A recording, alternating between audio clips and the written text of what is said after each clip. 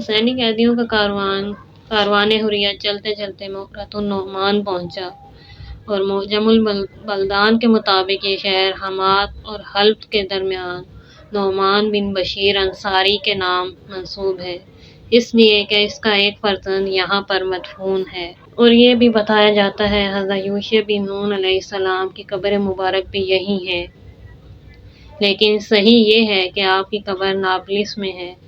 بہرحال جب یزیدی لشکر اس کاروان کو لے کر اس جگہ پہنچا تو یہاں کے لوگوں نے یزیدیوں کی بڑی آؤ بھگت کی اور ان کے قیام و طعام کے لیے پورا انتظام کیا، اور قافلے والے دن کا کچھ حصہ یہاں پر رہنے کے بعد اگلی منزل شیزر کے لیے روانہ ہو گئے۔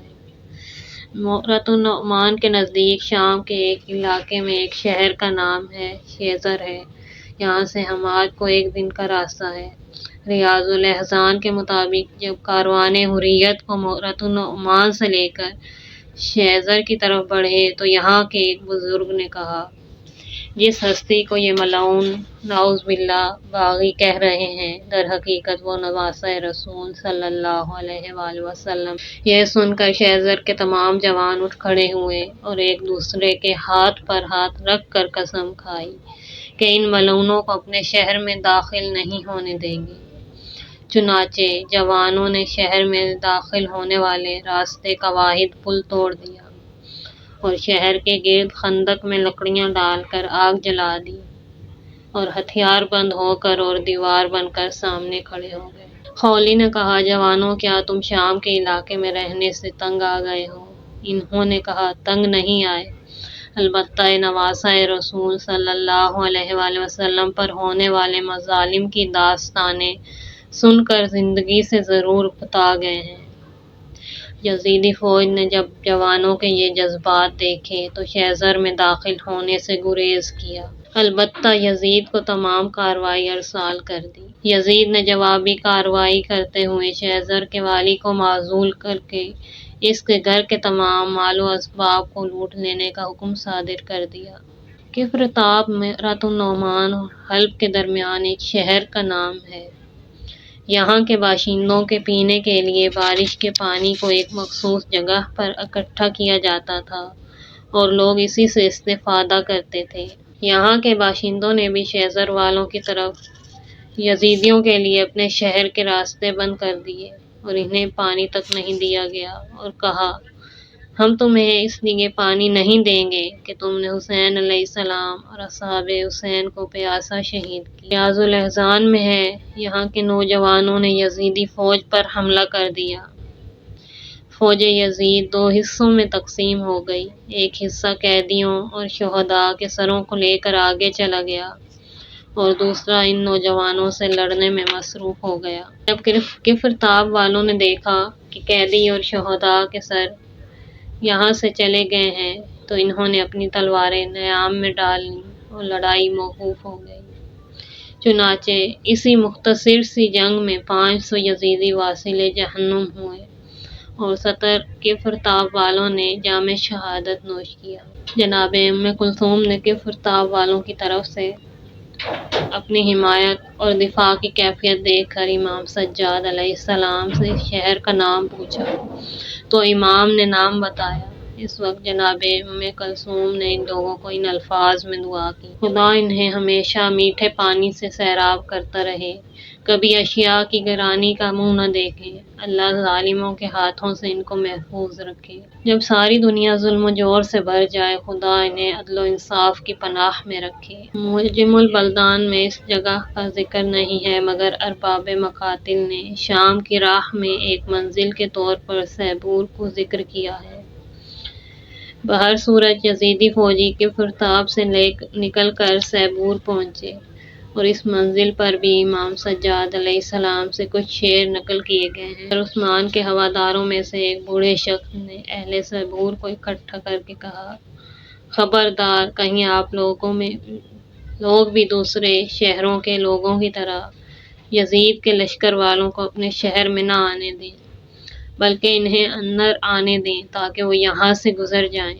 اگر نوجوانوں نے اس کی بات ماننے سے انکار کر دیا اور اس علاقے میں موجود رابطہ پل کو توڑ دیا، ہتھیار اٹھا کر جنگ کے لیے تیار ہو گئے۔ فریقین کا کافی جانی نقصان ہوا۔ سیدہ ام کلثوم سلام اللہ علیہا نے انہیں رزق و مال میں برکت اور اشیاء کی ارزانی، پانی کے خوشگوار اور دشمن کے شر سے محفوظ رہنے کی دعا دی۔ یہ بھی منقول ہے کہ امام سجاد علیہ السلام نے سیبور سے گزرتے وقت جو اشعار پڑھے، ان میں سے ایک یہ بھی ہے: آل رسول صلی اللہ علیہ وآلہ وسلم تو بے چجاوا اونٹوں پر سوار ہوں، اور آل مروان اعلیٰ شان سواریوں پر سوار ہوں۔ اس کے بعد شہر حمات آتا ہے۔ یہ کاروان سیبور سے ہوتا ہوا حمات پہنچا۔ حمات ہا کی زبر کے ساتھ پڑھا جاتا ہے، ایک بہت بڑا شہر ہے۔ اس شہر کی کافی خوبیاں بیان کی جاتی ہیں۔ اس کے بازار اور اطراف میں محکم فصیل ہے، اور یہاں سے حمص کا فاصلہ 1 دن کی راہ ہے، اور دمشق کا فاصلہ قافلوں کے لیے 5 روز کی راہ ہے۔ چنانچہ جب یہ کاروان سیبور سے یہاں پہنچا تو اس شہر کے باسیوں نے بھی ان کے لیے دروازہ بند کر دیا اور شہر کے اندر داخل ہونے سے روک دیا۔ مقاتل میں سے ایک کتاب کے مؤلف کا بیان ہے کہ میں سفر حج پر روانہ ہوا، یہاں تک کہ حمات شہر پہنچ گیا۔ اس شہر کے ایک باغ میں ایک مسجد تھی جس کا نام مسجد العین ہے۔ میں اس مسجد کے اندر گیا۔ اس کی عمارتوں میں سے ایک میں دیوار پر پردہ لٹکا ہوا دیکھا۔ میں نے وہ پردہ ہٹایا تو دیکھا کہ دیوار میں ایک پتھر نصب ہے اور اس پر گردن کا نشان ثبت ہے جس پر خون خشک ہو چکا تھا۔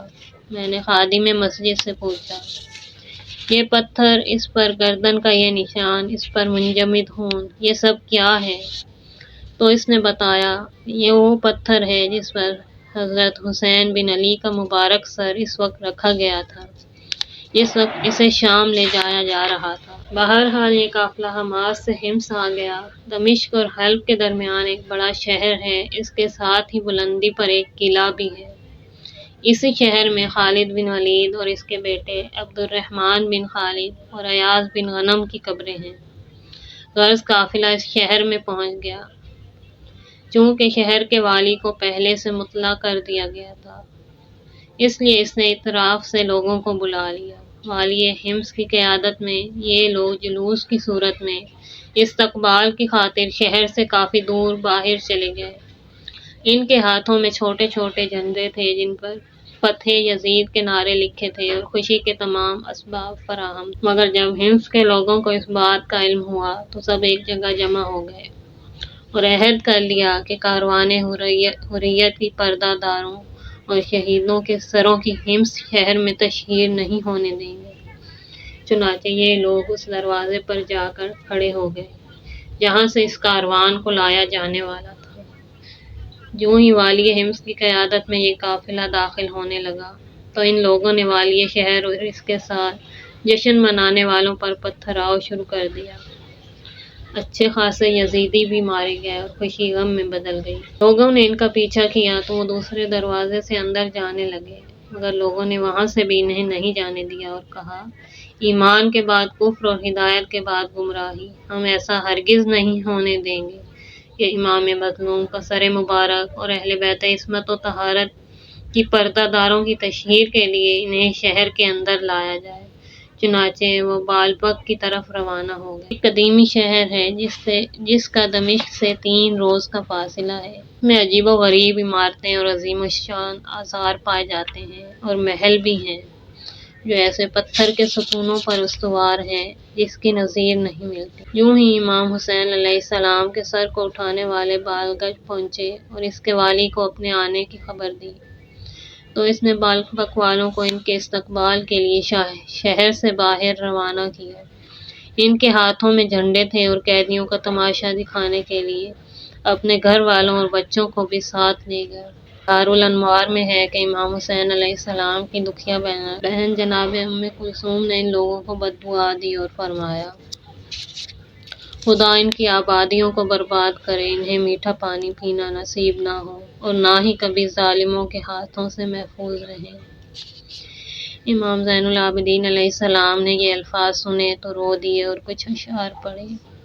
یہ وہ زمانہ ہے جس کی عجب آفرینیاں بزرگ اور بعظمت لوگوں کی نگاہوں میں نہ ختم ہونے والی ہیں، اور نہ ہی اس کے مصائب کی کوئی حد مقرر ہے۔ کاش ہمیں معلوم ہوتا کہ زمانے کے حوادثات ہمیں کہاں تک کھینچ لیے پھریں گے۔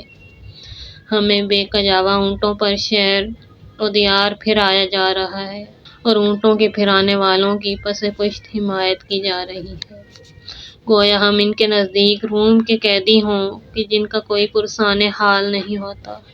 پیغمبر مختار صلی اللہ علیہ وآلہ وسلم نے جو کچھ فرمایا ہے، ان کے نزدیک گویا وہ سب جھوٹ تھا۔ لعنت ہو تم لوگوں پر جنہوں نے ہمیں قید کر کے رسول پاک صلی اللہ علیہ وآلہ وسلم کا عملی طور پر انکار کیا، اور تمہاری کیفیت ان گمراہوں کی سی ہے جو تمام راستے گم کر چکے۔ بہرحال لشکر یزید نے وہ رات بالگک میں گزاری اور صبح سویرے وہاں سے اگلی منزل کے لیے روانہ ہو گئے، اور شام کے وقت ایک راہب کے دیر میں جا پہنچے اور یہیں پر رات گزاری۔ یہ لشکر آگے بڑھا اور دیر راہب کا رخ کیا۔ ابو سعید شامی لشکر یزید کے ہمراہ تھا۔ وہ روایت کرتا ہے، ایک دن شمر کو اطلاع ملی کہ نصر خزامی نام کا ایک شخص ان کے تعاقب میں ہے، اور اس نے اپنا ایک عسکری دستہ تیار کر لیا ہے جو آدھی رات کو ان پر شب خون مار کر ان سے شہداء علیہم السلام کے سرہائے مبارک چھڑا کر لے جائے گا۔ اس خبر کے پہنچتے ہی لشکر اشقیاء میں اضطراب پیدا ہو گیا۔ لامی مشورے کے بعد طے پایا کہ رات کو دیر راہب میں پناہ لی جائے۔ چنانچہ وہ اس دیر کے پاس پہنچے۔ راہب نے دیوار پر چڑھ کر ان سے پوچھا، تم کون ہو اور کیا چاہتے ہو؟ شمر نے کہا، ہم یزید کا لشکر ہیں اور ہمیں ابن زیاد نے عراق سے شام بھیجا ہے۔ راہب نے پوچھا، کس لیے جا رہے ہو؟ شمر نے کہا، ایک شخص نے نعوذ باللہ یزید پر خروج کیا ہے، اور یزید نے اس کو ختم کرنے کے لیے لشکر جرار اس کی طرف بھیجا۔ اس نے اسے قتل کر دیا ہے۔ یہ رہے اس کے اور اس کے دوسرے رفقا کے سر، اور ساتھ ہی اس کے پردہ دار بھی ہیں جنہیں ہم قید کر کے یزید کی طرف شام لے جا رہے ہیں۔ راہب نے کہا، وہ سر کہاں ہیں؟ ذرا میں بھی تو دیکھوں۔ نیزے برداروں نے سروں کو دیوار کے نزدیک بلند کر دیا۔ یوں ہی اس کی آنکھ سید الشہداء علیہ السلام کے مقدس سر پر پڑی، اور اس سے نور کی شعاعیں بلند ہوتے دیکھیں جو آسمان کو چھو رہی تھیں۔ اسی طرح ان دوسرے سروں کے انوار مقدس سے بھی تو اس کے دل پر ایک قسم کی ہیبت طاری ہو گئی، اور انہیں کہا، اس دیر میں تمہارے رہنے کے لیے کوئی جگہ نہیں ہے۔ قیدیوں اور سروں کو دیر کے اندر بھیج دو اور تم دیوار کے پیچھے رہو، اور رات کو اپنے لیے پہرے کا بھی بندوبست کرو کہ مبادا تم پر کوئی حملہ کر دے۔ البتہ تمہیں قیدیوں اور سروں کی فکر نہیں کرنی چاہیے۔ شمر نے اس کی تجویز کو پسند کیا، چنانچہ انہوں نے سروں کو صندوقوں میں مکفل کیا۔ امام سجاد علیہ السلام اور قیدیوں کے ہمراہ سروں کو دیر کے اندر بھیج دیا اور خود باہر رہ گئے۔ نصرانی نے قیدیوں کو مناسب جگہ پر ٹھہرایا اور سروں کو ایک خصوصی حجرے میں رکھا۔ رات کے کسی حصے میں اٹھ کر اس نے جو وہاں جا کر دیکھا تو اسے معلوم ہوا کہ مقدس سر سے نور کی شعاعیں بلند ہو کر آسمان سے باتیں کر رہی ہیں۔ ناگہاں اس نے دیکھا کہ حجرے کی چھت شگافتہ ہوئی اور نور کا ایک تخت زمین پر اترا۔ اس تخت پر کچھ خواتین معززات تشریف فرما تھیں، اور ایک شخص بلند آواز سے کہہ رہا تھا، راستہ دو اور اپنے سروں کو جھکا لو اور اوپر مت دیکھو۔ اس نے کہا، جب میں نے خوب غور سے دیکھا تو ہماری اماں حوا ہیں، ہاجرہ مادر اسماعیل ہیں، راحیل مادر یوسف ہیں، مادر موسیٰ بھی ہیں، آسیہ زن فرعون بھی ہیں، مریم بنت عمران ہیں، اور پیغمبر آخر الزمان کی خواتین ہیں، اور ہر ایک نے اس سر کو باری باری اپنے اپنے سینوں سے لگایا، بوسے دیے، گریہ کیا اور اپنی جگہ پر رکھ دیا۔ ناگاہ میں نے دیکھا کہ ایک مرتبہ پھر ایسی آوازیں بلند ہوئیں اور نورانی تخت زمین پر اترا۔ صدا دی گئی کہ سب اپنی آنکھیں بند کر لیں کہ شفیعہ محشر آ رہی ہیں۔ یہ سن کر میں لرزہ بر اندام ہو گیا اور بے ہوش ہو کر گر پڑا۔ میں کسی کی صورت کو تو نہیں دیکھ رہا تھا، البتہ گریہ و نالہ کے درمیان ایک آواز آ رہی تھی، سلام ہو تجھ پر اے ماں کا مظلوم بیٹا، سلام ہو تجھ پر اے ماں کا شہید بیٹا۔ سلام ہو تجھ پر اے ماں کا غریب بیٹا، سلام ہو تجھ پر اے ماں کا پردیسی بیٹا، سلام ہو تجھ پر اے میری آنکھوں کا نور، سلام ہو تجھ پر اے میرے سینے کا سرور، ماں تیرے صدقے جائے میرا مظلوم بیٹا، میرا بیٹا فکر نہ کر، میں تیرا انصاف تیرے قاتلوں سے لے کر رہوں گی۔ چنانچہ جب میں ہوش میں آیا تو وہاں پر موجود کسی کو بھی نہیں دیکھا۔ راہب نے رات کو اسی پہر میں غسل کیا، عطر لگایا اور حجرے میں داخل ہو کر صندوق کا تالا توڑا اور امام مظلوم کے سر کو اس نے باہر نکالا، پھر اسے کافور و مشک و زعفران سے دھویا اور بڑے ادب و احترام سے اپنے اسے قبلہ گاہ کی طرف رکھا، جدھر کو رخ کر کے وہ عبادت کیا کرتا تھا۔ بڑے ادب سے اس کے سامنے کھڑے ہو کر کہا، اے تمام عالم کے سردار کا سر اور اے اولاد آدم میں سب سے بہترین شخصیت، میں صرف اس قدر جانتا ہوں کہ تو ان لوگوں میں سے ہے جن کی تعریف خداوند عالم نے توریت اور انجیل میں کی ہے، لیکن میں تجھے اس ذات کی قسم دے کر کہتا ہوں کہ جس نے تجھے اس قدر و منزلت عطا کی ہے، یہ آسمان سے اتر کر تیری زیارت کر رہے ہیں، میرے ساتھ بات کر اور اپنی زبان سے مجھے بتا کہ تو کون ہے۔ زندہ جاوید شہید راہ خدا کی زبان میں جنبش ہوئی اور گویا ہوا، میں مظلوم ہوں، میں غم کا مارا ہوں، میں جفا کی تیغ کا مقتول ہوں، میں وہ ہوں جسے پسے پر گردن شہید کیا گیا۔ راہب بولا، میں تیرے قربان جاؤں، مزید وضاحت کے ساتھ مجھے بتا کہ تیرا حسب و نسب کیا ہے۔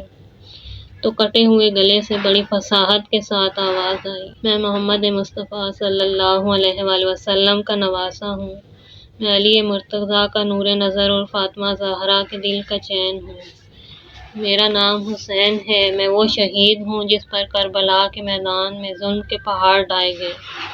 یہ سنتے ہی اس راہب کی دھاڑیں بلند ہونے لگیں، آگے بڑھا، سر کو چوما، بوسے دی اور اپنا چہرہ اس پر رکھ کر عرض کی، اس وقت تک اپنا چہرہ تو اس سے نہیں اٹھاؤں گا جب تک کہ قیامت کے دن میری شفاعت کی حامل نہیں بھریں گے۔ سر سے آواز آئی، اسلام کا کلمہ پڑھو، مسلمان ہو جاؤ، تمہاری شفاعت ہوگی۔ راہب نے بلند آواز سے کہا، اشہد ان لا الہ الا اللہ و اشہد ان محمد رسول اللہ۔ اس کے بعد اس نے کلیسا کے مکتب کے تمام شاگردوں کو جمع کر کے رات کو رونما ہونے والے تمام واقعات بیان کیے اور کہا، اسی خاندان میں ہی شہادت ہے اور بس وہاں پر موجود تمام 70 افراد نے اسلام قبول کیا۔